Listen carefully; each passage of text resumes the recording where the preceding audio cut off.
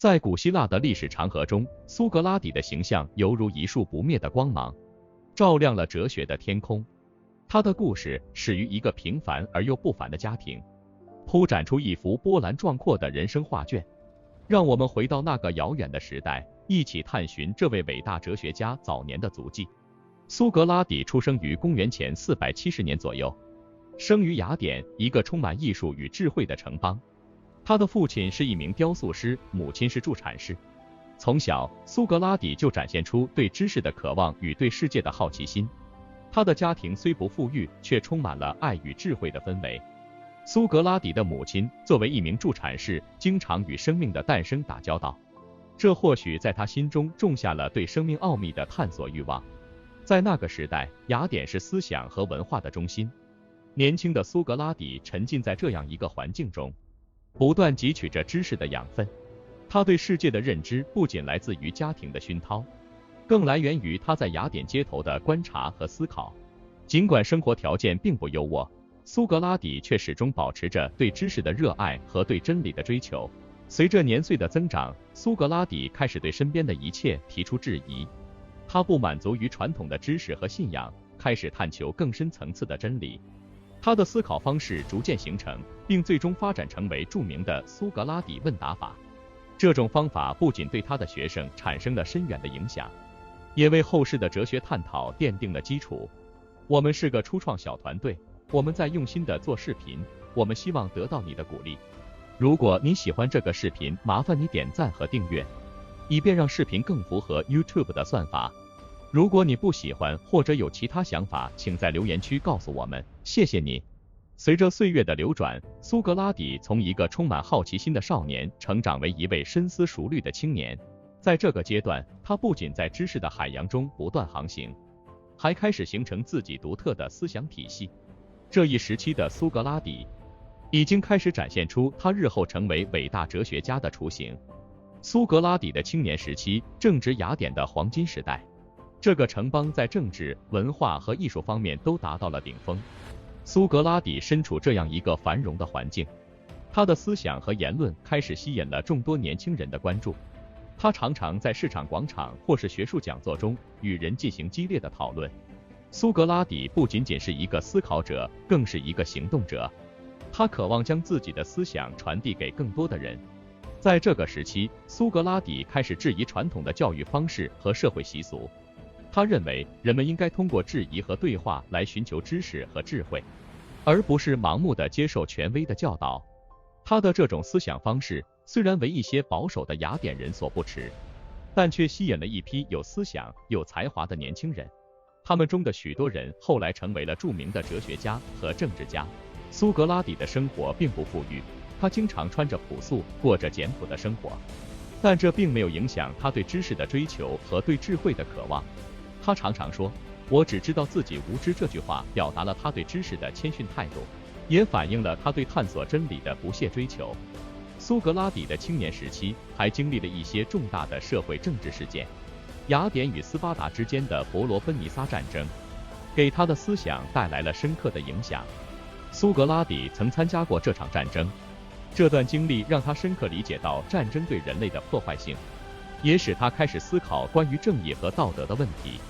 在他的青年时期的后期，苏格拉底的哲学思想逐渐成熟，他开始更加频繁地在公共场合发表讲话，与人们分享他的思想。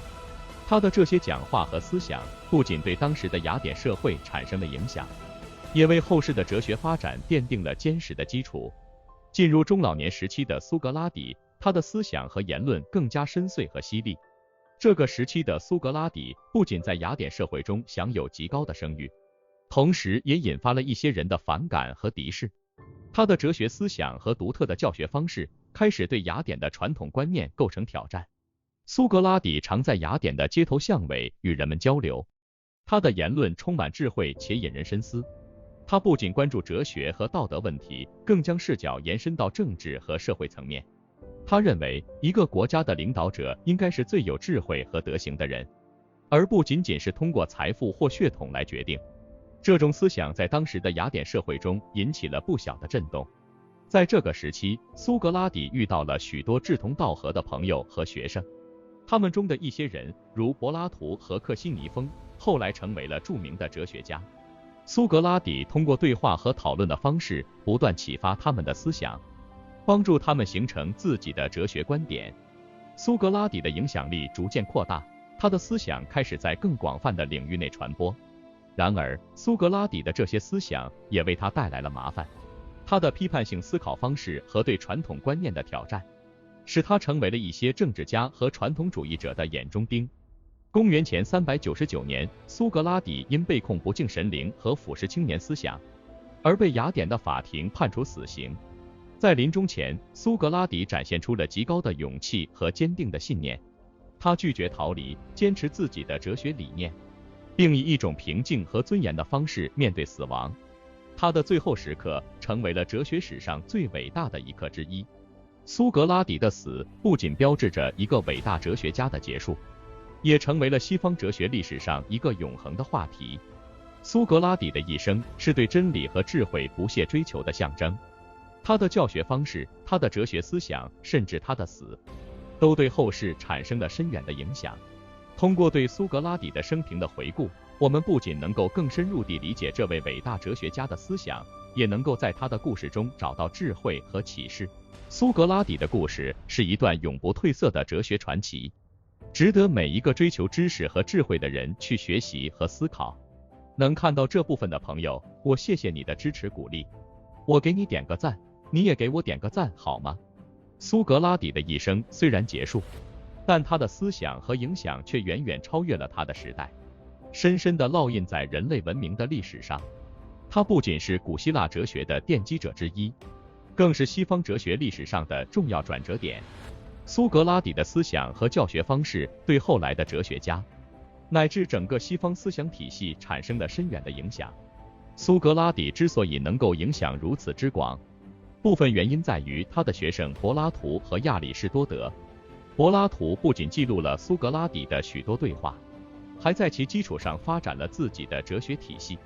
而亚里士多德作为柏拉图的学生，进一步将这种思想传播开来。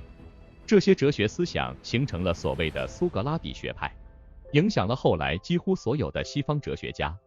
苏格拉底的知识及德性观念，即人们通过知识来达到道德上的优秀，这一观点对后世的道德哲学产生了深远的影响。